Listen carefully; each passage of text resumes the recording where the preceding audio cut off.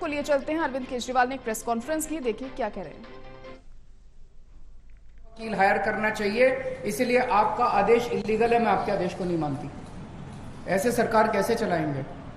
अब तो हर सेक्रेटरी ये डिसाइड कर रहा है कि कौन सा आदेश लीगल है, और जिसको मर्जी इलीगल डिक्लेयर कर देते हैं। बस अब सेक्रेटरी की डिसीजन फाइनल है, वो सुप्रीम कोर्ट, हर सेक्रेटरी सुप्रीम कोर्ट का जज बन गया है। एक और इसके अंदर प्रोविजन है, चीफ सेक्रेटरी को ये पावर दे दी गई है कि वो डिसाइड करेगा कि कैबिनेट का कौन सा डिसीजन लीगल है और इलीगल है। कैबिनेट सुप्रीम होती है, जैसे देश की कैबिनेट सुप्रीम है, राज्य की कैबिनेट सुप्रीम होती है। अब इसके अंदर ये पावर दे दी गई है, चीफ सेक्रेटरी तय करेगा कि कैबिनेट ने अगर कोई निर्णय लिया तो चीफ सेक्रेटरी डिसाइड करेगा कि वो निर्णय लीगल है कि इलीगल है। अगर उसे लगता है कि इलीगल है तो वो एलजी को रेफर करेगा, और एलजी को पावर दी गई है, वो किसी भी कैबिनेट के डिसीजन को पलट सकता है।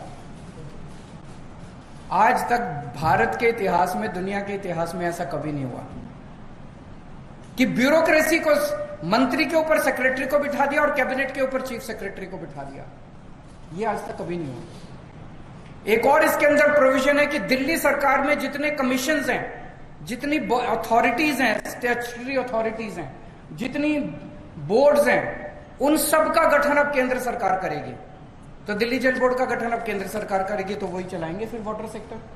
दिल्ली ट्रांसपोर्ट कॉर्पोरेशन का गठन अब केंद्र सरकार करेगी, तो वही चलाएंगे transport sector. Delhi electricity regulatory commission का जितने लगभग 50 से ज्यादा कमीशंस और अलग अलग सेक्टर्स के, वो सारे अब केंद्र सरकार गठन करेगी। तो दिल्ली सरकार क्या करेगी? चुनाव क्यों कराते हो?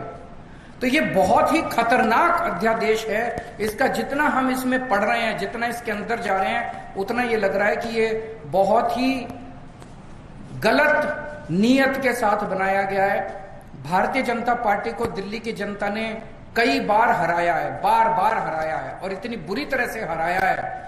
एक बार 3 सीट दी 70 में से, एक बार 8 सीट दी 70 में से, उसके बाद एमसीडी के अंदर हराया। तो दिल्ली के चुनाव वो जीत नहीं सकते, तो बैकडोर के थ्रू वो दिल्ली को चलाना चाहते हैं। ये गलत है।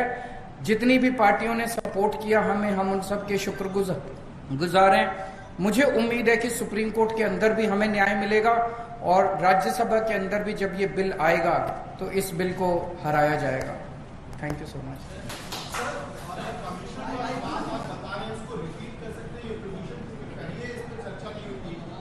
आज मैंने 3 प्रोविजन आपको बताई हैं जिसको किसी को नहीं पता था।